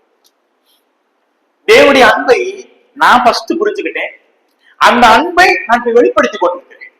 அப்ப அந்த ஆவியானவர் என்ன பண்ணிட்டு இருக்காருன்னா, ஒண்ணு என்னை சொந்தமாக்குறாரு, இரண்டாவது நம்பிக்கை கொடுக்கிறாரு, மூணாவது தைரியப்படுத்துகிறார், நாலாவது அவருடைய அன்பை வெளிப்படுத்துவது உதவி பண்ணுகிறார். அது மாத்திரமல்ல, கடைசியாக யோவான் 16ஆம் அதிகாரம் 13ஆம் வசனத்திலே நான் முத்திரை போடப்பட்டதுனாலே எனக்கு கிடைச்ச அடுத்த பெரிய ஆசீர்வாதம் பாத்தீங்க அப்படின்னா, யோவான் 16ஆம் அதிகாரம் 13ஆம் வசனத்தை படிக்கும் பொழுது, சத்திய ஆவியாகிய இந்த பரிசுத்த ஆவியானவர் வரும்போது சகல சத்தியத்திற்குள்ள உங்களை நடத்துவார். பாருங்க, இந்த ஆவியானவர் எனக்குள்ளே வந்ததுனாலே இப்ப சத்தியத்திற்குள்ளாக நடக்கக்கூடிய ஒரு பெரிய ஒரு கிருபையை கற்றுக் கொடுத்திருக்கிறார். சத்தியம், சத்தியத்தின்படி நடக்க, சத்தியத்தின்படி வாழ, அவர் சொன்ன வார்த்தையின்படி நடப்பதற்கு எனக்கு தைரியம் கொடுத்தார். இதுதான் முத்திரையிடப்படும் பொழுது எனக்குள் நடக்கக்கூடிய பெரிய மாற்றம், நம்பிக்கை, ஒரு மகிழ்ச்சி, ஒரு ஆசீர்வாதம். இந்த விஷயங்களை எபேசு சபையாருக்கு இந்த பவுலடியார் புரிய வைக்கிறார். அப்ப முத்திரையிடுவது வாக்குத்தத்தம் பண்ணப்பட்ட பரிசுத்த ஆவியானவர், தேவனானவர் எனக்கு முத்திரையிட்டார். முத்திரையிடப்பட்ட பொழுது என்னுடைய வாழ்க்கை நடக்கிற சம்பவம் இதுதான். நான் அவருக்குள்ளாக சொந்தமான என்பதற்கான அடையாளப்படுத்துகிறது. என் சரீர மீட்புக்கான நம்பிக்கை அது கொடுக்கிறது. தேவனிடத்துல கிட்டி சேரக்கூடிய தைரியத்தை கொடுக்குது. அது மாத்திரமல்ல, அவருடைய அன்பை வெளிப்படுத்த எனக்கு உதவி செய்கிறது. அவருடைய சகல சத்தியத்துடன் நடப்பதற்கு எனக்கு உதவி செய்கிறது. இதைத்தான் பவுலடிகளார் இந்த சபையாருக்கு புரிய வைக்கிறார். அடுத்து 4வது ஆசீர்வாதத்தை பார்க்கிறோமே. 4வது ஒரு விசுவாசியுடைய வாழ்க்கையில இருக்கக்கூடிய ஆவிக்குரிய ஆசீர்வாதங்கள் என்ன? 4வது 15ஆம் வசனத்துல இருந்து நீங்க பாத்தீங்கன்னா 19ஆம் வசனம் வரைக்கும், 15, 16, 17, 18, 19ஆம் வசனம் வரைக்கும் 4வது என் ஸ்பிரிச்சுவல் பொசிஷன் பாருங்க. என்னுடைய ஆவிக்குரிய நிலையை மாத்துறாங்க. ஒரு காலத்துல என்னுடைய பொசிஷன் கேட்டீங்க அப்படின்னா, ஒருவேளை இந்த உலக பிரகாரமாக எனக்கு வெவ்வேறு பேர்கள் இருக்கலாம். இவன் ஒரு குடிகாரன், இவன் ஒரு விபச்சாரக்காரன், இல்ல இவன் ஒரு நம்ம செஞ்ச பாவத்தின் அடிப்படையில் நமக்கு ஒரு பேர் வச்சிருக்கான். பாவத்தின் அடிப்படையில் நம்மளை யாராவது அந்த மாதிரி கேட்டகரியில வச்சிருப்பாங்க. ஆனா நான் என்றைக்கு இயேசு கிறிஸ்துவை ஏற்றுக்கொண்டேனோ, என் மாம்சிக ரீதியான நிலையை மாத்திட்டு என் ஸ்பிரிச்சுவல் ஆவிக்குரிய நிலைமைக்கு என் பொசிஷனை மாத்துற. அப்ப என்னை தெரிந்து கொண்டார், செலக்டட் பொசிஷன் இருக்குது. என்னை மீட்டு கொண்டார், ரிடீம்டு பொசிஷன் இருக்குது. 3வது என்னை முத்திரையிட்டார், சீல்டு பொசிஷன். 4வது என்னுடைய ஸ்பிரிச்சுவல் பொசிஷன், என்னுடைய ஆவிக்குரிய ஒரு ஆசீர்வாதத்துக்கு சொல்றார். நீங்க எப்படி மாத்திட்டாரு பாருங்க உங்களை, இது ஒரு பெரிய ஆசீர்வாதம் அல்லவா என்று சொல்லி அவர் டக்கு டக்குனு 19ஆம் வசனம் வரைக்கும் ஒவ்வொரு காரியத்தை சொல்றாரு பாருங்க. அதை வாசனை முடிச்சிருவோமே. 15ஆம் வசனம், ஆனபடியினாலே கர்த்தராகிய இயேசுவின் மேலுள்ள உங்கள் விசுவாசத்தையும் பரிசுத்தவான்கள் எல்லார் மேலும் உள்ள உங்கள் அன்பையும் குறித்து நான் கேள்விப்பட்டு இடைவிடாமல் உங்களுக்காக ஸ்தோத்திரம் பண்ணி என் ஜெபங்களை உங்களை நினைத்து நம்முடைய கர்த்தராகிய இயேசு கிறிஸ்துவின் தேவனும் மகிமையின் பிதாவானவர் தம்மை நீங்கள் அறிந்து கொள்வதற்கான ஞானத்தையும் தெளிவையும் அளிக்கிற ஆவியை உங்களுக்கு தந்தருள வேண்டும் என்றும், தாம் நம்மை அழைத்ததினாலே நமக்கு உண்டாயிருக்கிற நம்பிக்கை என்னதென்றும், பரிசுத்தவான்களிடத்தில் தமக்கு உண்டாயிருக்கிற சுதந்திரத்தினுடைய மகிமையின் ஐஸ்வர்யம் என்னதென்றும், தாம் கிறிஸ்துவை மரித்தோரிலிருந்து எழுப்பி அவரிடத்தில் நடப்பித்த தமது பலத்த சத்துவத்தின் வல்லமையின்படியே விசுவாசிக்கிறவர்களாகிய நம்மிடத்திலே காண்பிக்கும் தம்முடைய வல்லமையின் மகா மேன்மையான மகத்துவம் என்னதென்றும் நீங்கள் அறியும்படிக்கு அவர் உங்களுக்கு பிரகாசமுள்ள மனக்கண்களை கொடுக்க வேண்டும் என்று வேண்டிக் கொள்கிறேன். அதாவது 15ஆம் வசனத்திலிருந்து இது ஒரே பவுலடிகளுடைய ஜபமாய் இருக்கிறது. ஜபம் உண்மையிலேயே அந்த ஜபத்துல பவுலடிகளார் அந்த விசுவாசியுடைய பொசிஷனை சொல்றாங்க. இது உண்மையில அது ஜபம் தான். ஆனா அப்போஸ்தலனாகிய பவுலடிகளார் தன்னுடைய ஜபத்தை ஏறெடுத்து சொல்லும் பொழுது இவங்களுடைய 4வது ஆசீர்வாதத்தை சொல்றாங்க. இவங்களை எந்த அளவுக்கு அவங்களுடைய நிலைமை சொல்றாங்க, அந்த ஒவ்வொரு வசனங்களும் ஒவ்வொரு சொல்றாங்க. 15ஆம் வசனம் நீங்க படிக்கும் பொழுது என்ன அவங்களுடைய நிலைமை பாருங்க. ஆனபடினாலே கர்த்தராகிய இயேசுவின் மேல உங்களுடைய விசுவாசம் சொல்றாங்க. அப்ப நீங்க இன்னைக்கு ஒரு காலத்துல உங்களுடைய விசுவாசம், உங்களுடைய நம்பிக்கை, உங்களுடைய வாழ்க்கை வேற மாதிரி இருந்துச்சு. ஆனா இன்னைக்கு உங்களை படிக்கும் பொழுது, உங்களை பார்க்கும் பொழுது நீங்க கர்த்தராகிய இயேசு கிறிஸ்து மேல இருக்கிற விசுவாசத்தை பார்க்கிறீங்க. அது எனக்கு பயங்கரமா இருந்துச்சு. என்னை குளிரூட்டுது, என்னுடைய மனசை ரொம்ப குளிரப்படுது. இந்த விசுவாசம் பல நேரங்கள்ல இதுக்கு முன்னாடி உங்களுக்கு இருந்திருக்காரு. ஆனா என்றைக்கு இயேசு கிறிஸ்துவை ஏற்றுக்கொண்டீர்களோ, ஏற்றுக்கொண்ட அந்த நாளிலிருந்து இன்றைக்கு வரைக்கும் உங்களுடைய ஸ்பிரிச்சுவல், உங்களுடைய ஆவிக்குரிய நிலைமையில ஒரு பெரிய மாற்றத்தை நான் பார்க்க முடிகிறது. இந்த ஆவிக்குரிய மாற்றம் என்னவென்று கேட்டால், விசுவாச வாழ்க்கை வாழ ஆரம்பிச்சிட்டேன். இது நமக்கும் பொருந்தும், இன்னைக்கு எல்லாருக்கும் நம்முடைய வாழ்க்கையிலும் பொருந்தும். என்றைக்கு இயேசு கிறிஸ்துவை ஏற்றுக்கொண்டோமோ அன்றையிலிருந்து அதற்கு முந்தி வரைக்கும் விசுவாசம் அப்படின்னு நமக்கு ஒருவேளை தெரிஞ்சிருக்காரு, விசுவாச வாழ்க்கை ஒருவேளை தெரிஞ்சிருக்காரு, ஏதோ டெய்லி எடுத்திருப்போம், வாழ்ந்திருப்போம், அவ்வளவுதான். ஆனா என்றைக்கு இயேசு கிறிஸ்துவை ஏற்றுக்கொண்டோமோ அன்றிலிருந்து நம்முடைய எல்லாருடைய வாழ்க்கையிலும் விசுவாசத்தின் அடிப்படையிலே என்னுடைய வாழ்க்கை அப்படியே நடந்துகிட்டே இருக்கு. எல்லாவற்றிற்கும் விசுவாசம், எல்லாவற்றிற்கும் காரணமாக இருக்கிறதானது என்னுடைய வாழ்க்கை விசுவாசத்தின் அடிப்படையில் தான். என் விசுவாசத்தை துவைக்கிறவர், என் விசுவாசத்தை முடிக்க போகிறவர், அவரை மட்டுமே நான் பார்த்து என்னுடைய விசுவாச வாழ்க்கை ஓட்டத்தை நான் ஓடுவதற்கு கர்த்தர் செய்யறானோ நமக்கு அந்த நன்மையை செஞ்சுட்டு இருக்கிறார். அதான் சொல்ல, உங்களுடைய விசுவாசத்தை நான் பார்க்கிறேன், அது பெரிய ஆச்சரியமா. இன்னைக்கு நம்ம எல்லாருமே கர்த்தருடைய சமூகத்திலே கர்த்தருக்காக ஓடிக்கொண்டிருக்கிறோம். இந்த உலக பிரகாரம் வாழ்க்கையில ஒரு ஓட்டம் ஓடிட்டு இருக்கோம் கேட்டா, அது தேவன் மீது வைத்திருக்கிற விசுவாசம் தான் என்னை இதுவரைக்கும் ஓட வச்சு. அவரை பாக்குறேன், என் இயேசு கிறிஸ்துவானவர் எனக்கு முன்பாக ஒரு வாழ்க்கை வாழ்ந்துட்டு போயிருக்கிறார். அப்ப என் வாழ்க்கையில சோர்வா என் இயேசு கிறிஸ்துவ பாக்குறேன், என் வாழ்க்கையில சில வேதனைகளா அவரை பாக்குறேன், என் வாழ்க்கையில சில அவமானங்களா அவரை பாக்குறேன். எல்லா சூழ்நிலையிலும் என் விசுவாசத்தை துவக்கினவரும் என் விசுவாசத்தை முடிக்க போறவருமாகிய கிறிஸ்துவை நோக்கியே நீங்கள் ஓடுங்கள்னு எபிரேயர்ல வாசிக்கிறோம் அல்லவா, அவரை மட்டும் நான் பார்க்க ஆரம்பிச்சேன். பார்த்ததுனால அந்த விசுவாசத்துல கொஞ்சம் கூட குறைவில்லாதபடிக்கு எல்லா சூழ்நிலையிலும் என்னால் தொடர்ந்து எனக்கு ஏன் ஓட முடிஞ்சதுன்னு கேட்டேன். இன்னைக்கு வரைக்கும், ரட்சிக்கப்பட்ட காலத்துல இருந்து இன்றைக்கு வரைக்கும் நம்ம ஏன் ஸ்திரமாய் நிற்க முடியுது என்று கேட்டால், இந்த விசுவாசத்திலே குறைவில்லாதவர்களாக நான் இன்னும் உறுதிப்பட்டவனாய் வாழ்ந்து கொண்டே இருக்கிறேன். அது கொஞ்சம் முன்னாடி போய்கிட்டே இருக்கிறேன். இன்னும் விசுவாசத்தை நான் ஸ்திரப்படுத்திக் கொண்டே இருக்கிறேன். அவரை நான் பார்க்க பார்க்க பார்க்க அவரிடத்துல நான் கற்றுக்கொள்ள என் விசுவாசம் இன்னும் குறையுது. அவரோட விசுவாசம் நான் குறைஞ்சு போயிருந்தேன் அப்படின்னா நம்ம இன்னைக்கோ பல விஷயங்கள்ல பின்வாங்கிருக்கோம். ஆனா இன்னைக்கு வரைக்கும் என்னால ஏன் ஸ்ட்ராங்கா இருக்க முடியுதுன்னு கேட்டா இந்த விசுவாசம் தான். அதைத்தான் பார்த்து சொல்றாரு, இதுவரைக்கும் உங்களுடைய வாழ்க்கை பட்டிப்பட்ட ஒரு வாழ்க்கையோட வாழ்ந்திருக்க மாட்டேங்க, ஆனா இப்ப உங்க பொசிஷனை மாத்திராரு, விசுவாசத்தோடு வாழ்ங்கப்பா. இதுவரைக்கும் உங்களுடைய நம்பிக்கை எல்லாம் வேறு மேல இருந்திருக்கலாம், ஆனா இன்னையில இருந்து எப்படி நீங்க மாறிட்டீங்கன்னு கேட்டீங்கன்னா அவரை மட்டும் இயேசு கிறிஸ்துவின் மேலுள்ள விசுவாசம்ங்கிறாங்க. அப்ப உங்களுடைய விசுவாசம் எல்லாம் இன்னைக்கு இதுவரைக்கும் அந்த பொருள், படிப்பு, பதவி இது மேல இருந்துச்சு உங்களுக்கு. ஆனா என்றைக்கு ஏற்றுக்கொண்டீர்களோ அன்றில இருந்து உங்க விசுவாசம் யார் மேல போயிடுச்சுன்னு கேட்டா இயேசு கிறிஸ்து மேல போயிடுச்சு. அந்த சார்ந்து இருக்கிற வாழ்க்கை மாறிடுச்சு. அதான் சொல்றாரு, இது முதலாவது என் வாழ்க்கை உங்களுக்கு நடந்த சம்பவம் தான். ரெண்டாவது அவர் சொல்றாரு, பரிசுத்தவான்கள் எல்லாரும் மேலும் உங்களுடைய அன்புங்கிற. ரெண்டாவது என்னுடைய பொசிஷன் என்னவா மாறிச்சு, என்னுடைய ஸ்பிரிச்சுவல்ல என் ஆவிக்குரிய மாற்றம்னு கேட்டீங்க அப்படின்னா, முன்பு அன்பில்லாதவனாய் காணப்பட்டேன். ஒன்னி அவனை வாசிக்கிறோம்ல, அன்பில்லாதவன் தேவனை அறியான், ஆனா தேவனை அறிந்தவன் அன்புள்ளவன். இந்த வசனத்தில் படிக்கிறோம், பரிசுத்தவான்கள் எல்லாரும் மேலும் உங்களுடைய அன்பை நான் கேள்விப்படுகிறேன். அப்ப இந்த அன்பு நிறைவாய் மாறிச்சு அவங்களுடைய வாழ்க்கை. இதுவரை குறைவா இருந்திருக்கலாம், தனக்கு நன்மை செய்தவர்கள் மட்டும் நம்பி அவங்க அன்பு வந்திருக்கலாம். ரட்சிக்கப்படுவதற்கு முன்னாடி வரைக்கும் அவங்களுடைய அன்புல அவங்க ஒரு வேரியேஷன் காமிச்சிருக்காங்க, வித்தியாசத்தை காமிச்சிருக்கலாம். ஆனா என்றைக்கு ரட்சிக்கப்பட்டார்களோ, ரட்சிக்கப்பட்ட பிறகு இந்த ரட்சிக்கப்பட்ட விசுவாசி என்ன பண்றாங்கன்னு கேட்டா, பாகுபாடு இல்லாமல் அன்பு கூறுகிறார்கள். எல்லா பரிசுத்தவான்கள் மேல அன்பு கூறுகிறார்கள். அந்த பரிசுத்தவான்கள் என்ன ஜாதி பார்க்கல, அவங்க என்ன கோத்திரம் பார்க்கல, என்ன படிச்சும் பார்க்கல, என்ன கலர்னு பார்க்கல. பரிசுத்தவான்கள் இயேசு கிறிஸ்துவின் பிள்ளைகளா அந்த அன்பு அப்படி ஒண்ணு போல. இந்த நிலைய என் வாழ்க்கை அனுபவிச்சது இல்லை. ஆனா ரட்சிக்கப்பட்ட பிறகு இந்த நிலைமைக்கு என்னை கர்த்தர் வச்சிருக்கிறார். நம்ம எல்லாரும் இன்றைக்கு அப்படிதான் வாழ்ந்துட்டு இருக்கிறோம்.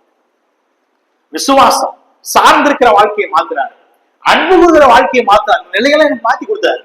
அது மாத்திரமல்ல, இன்னொரு முடிச்சிருவோமே, 17ஆம் வசனம் நீங்க பாத்தீங்க, 17 அதான் இடைவிடாமல் உங்களுக்கு ஸ்தோத்திரம் பண்ணி என் ஜெபங்களை உங்களை நினைத்து அப்படிங்கிறாரு. அப்ப அவருடைய ஜெப வாழ்க்கை புரிஞ்சுது. அப்ப போல் அடிக்கலாம், இந்த சபையாருக்காக தொடர்ந்து ஜெபிக்கிறவா இருந்திருக்காரு. ரொம்ப ஆச்சரியம். ஒரு ஒரு ஒரு ஊழியக்காரர், ஒரு தேவனுடைய பிள்ளை என்பவர் இந்த காரியம் செஞ்சாகும். இந்த ஜனங்களுக்காக, இந்த சபைக்காக அவர் ஜெபித்திருக்கிறார் என்று சொல்லும் பொழுது ரொம்ப பெரிய ஆச்சரியம். ஏன் அப்படின்னா அவர் பயங்கர பிஸியான ஒரு ஊழியக்காரர், பயங்கரமா நிறைய இடங்களுக்கு டிராவல் பண்ற ஒரு மனுஷன். ஆனா அவர் சொல்றாரு, உங்களை பத்தி நான் கேள்விப்படுகிறேன், இதெல்லாம் நான் தெரிய வர்றேன், அப்ப தெரிய வரும் பொழுது என்ன செய்யறாங்கன்னா, இடைவிடாமல் உங்களுக்காக ஜெபிக்கிறேன். நல்ல ஒரு ஜெபிக்கிற மனுஷனா இருந்திருக்காரு பவுலடியார், நல்லா ஜெபிக்கிறார், ஸ்தோத்திரம் பண்ணி என் ஜெபங்களில் உங்களை நினைச்சுக்கிட்டு நினைச்சேன் அப்படின்னா 17ஆம் வசனத்துல சொல்றாரு பாருங்க. மூன்றாவது, நம்முடைய கர்த்தராகிய இயேசு கிறிஸ்துவின் தேவனும் மகிமையின் பிதாவானவர் தம்மை நீங்கள் அறிந்து கொள்வதற்கான ஞானம் தெளிவு அளிக்கிற ஆவி உங்களுக்கு தந்தருள வேண்டும் என்றும் ஜெபிச்சிருக்கிறார், பெற்று கொண்டிருக்கிறார். மூன்றாவது அவருடைய ஸ்பிரிச்சுவல் பொசிஷன், ஒன்று விசுவாச வாழ்க்கை, 2 அன்பு கூறுகிற வாழ்க்கை, 3வது தேவனை அறியக்கூடிய ஞானம் தெளிவும் உள்ள ஒரு புத்தி. இதை பெற்றார். இன்னைக்கு நம்முடைய வாழ்க்கையில ரட்சிக்கப்படுவதற்கு முன்னாடி வரைக்கும் தேவனை எந்த அளவுக்கு அறிஞ்சவனு தெரியாது, இந்த வேதத்தை எவ்வளவுக்கு அறிஞ்சவனு தெரியாது, இந்த வேதத்துல இருக்க ரகசியங்கள் எந்த அளவுக்கு தெரியும் தெரியாது. ஆனா என்னைக்கு ரட்சிக்கப்பட்டப்போ, ரட்சிக்கப்பட்ட பிறகு தேவனை அறிந்து கொள்வதற்கான வாய்ப்புகள் எங்கெல்லாம் கிடைத்தா இருந்ததோ எல்லா இடத்தையும் நம்ம தேடும். வசனத்தை படிக்கிறோம், கூட்டங்கள் நடக்கிறது, கர்த்தருடைய வார்த்தையை கவனிக்கிறோம், கர்த்தரை குறித்து அறியக்கூடிய அறிவு, ஞானம், தெளிந்த புத்தி எல்லாம் என் தேவன் எனக்கு தருகிறார். அதை தரக்கூடிய இடங்களுக்காக நானும் சென்றடைகிறேன். இந்த நிலையை நான் பார்த்தேன். இதுக்கு முன்னாடி வரைக்கும் நான் தேர்ந்தது கிடையாது. ரட்சிக்கப்படுவதற்கு முன்னாடி வரைக்கும் நான் வேதத்தை வாசித்தா தெரியாது, ஜெபிச்சாலும் எனக்கு தெரியாது, என் ஆவிக்குரிய வாழ்க்கை எந்த அளவுக்கு இருந்தது தெரியாது. ஆனா ரட்சிக்கப்பட்ட பிறகு என் ஸ்பிரிச்சுவல் பொசிஷன், என் ஆவிக்குரிய நிலையை மாத்துற, விசுவாசத்தை மாத்துற, அன்பை மாத்துற, அதோடு கூட இங்க இருக்கு ஞானம் அறிவு. உலக பிரகாரமான ஞானத்துல தேட ஆரம்பிக்கல. ரட்சிக்கப்பட்ட பிறகு அதிகமா எதை தேட ஆரம்பிச்சேன்னு கேட்டா, வசனத்தை, கர்த்தரை குறித்து அறியக்கூடிய அறிவை நம்ம தேட ஆரம்பிச்சு. நம்ம எல்லாரும் அப்படிதான் ஆரம்பிச்சோம். ரட்சிக்கப்பட்ட பிறகு வேதத்தை அதிகமாய் கற்றுக்கொள்ள ஆரம்பிச்சோம், படிக்க ஆரம்பித்தோம், போதிக்க ஆரம்பிச்சோம், கர்த்தருடைய வார்த்தையில பிரசங்கிக்க ஆரம்பிக்கிறோம். இதெல்லாம் அந்த மாற்றத்தை எதற்கு பின்னாடி நடந்துச்சுன்னு கேட்டா, ரட்சிக்கப்பட்ட பிறகு நடந்துச்சு. தான் சொல்லிட்டு வராங்க. உங்களுடைய ஸ்பிரிச்சுவல் பொசிஷன் என்ன? விசுவாசம், அன்பு, தெளிந்த புத்தி, ஆவி. இந்த 2 காட்சி சொல்லி முடிச்சிருக்கேன். 18, 19 பாருங்க. 18ஆம் வசனத்திலே தாம் நம்மை அழைத்ததனால நமக்கு உண்டாயிருக்கிற நம்பிக்கை என்னது என்றும், பரிசுத்தமானவனுக்கு நமக்கு உண்டாயிருக்கிற சுதந்திரத்தின் மகிமை ஐஸ்வர்யம் என்னது என்று சொல்றார். ஆகவே 4வது பாத்தீங்கன்னா, விசுவாசிகளிடத்தில் நமக்கு உண்டா இருக்கிற மகிமையின் ஐஸ்வர்யத்துடைய, விசுவாசிகளிடத்துல காணப்படுகிற மகிமை.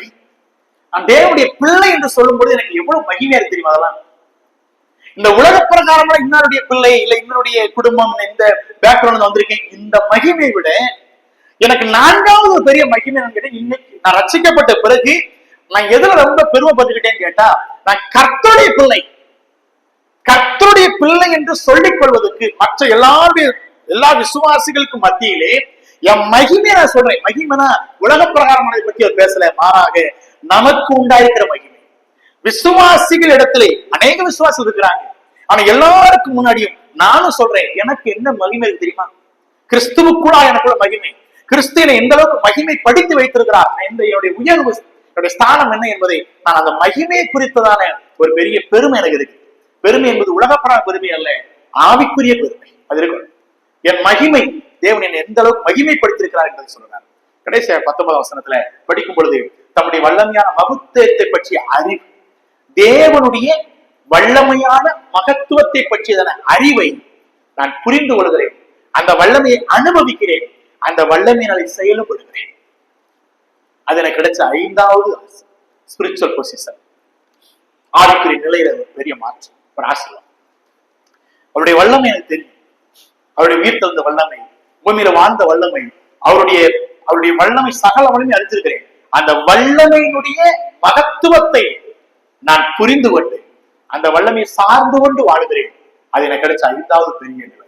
அப்ப ரட்சிக்கப்பட்ட பின்பு என்னுடைய ஆவிக்குரிய நிலையை நீங்க பார்த்த இந்த 5 பொசிஷன், 5 ஆசீர்வாதங்களை நம்ம எல்லாரும் அனுபவிச்சிருக்கோம். இதைத்தான் பவுலடிகளார் இந்த சபையாருக்கு ஒன்றாக சொல்றாங்க.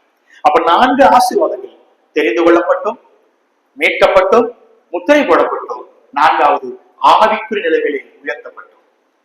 இந்த 4 ஆசீர்வாதங்கள் தான் கிறிஸ்துவுக்குள்ளாக நமக்கு இருக்கிற ஆசீர்வாதங்கள். மீது கடைசி இருக்கிற 3 வசனங்களை அடுத்த வாரம் சிந்திப்போம். அது கர்த்தராகிய இயேசு கிறிஸ்துவானவருடைய நிலைமை என்ன, இந்த ஆசீர்வாதத்தை கொடுத்த, இந்த நிலைமைக்கு நம்மை உயர்த்தின இந்த இயேசு கிறிஸ்துவனுடைய அந்த உன்னதமான நிலை என்ன என்பதை அந்த வசனங்களை சொல்லிவிட்டு நம்ம 2ஆம் அதிகாரத்துக்கு நேரம் நம்ம அடுத்த வாரம் கடந்து செல்வோம். கர்த்தருடைய நாமம் மகிமைப்படட்டும். ஆமென். சரிங்களா? எங்களை கிருபையா நேசிக்கிற நல்ல தகப்பனே, இந்த இரவு நேரத்திற்காக நன்றி.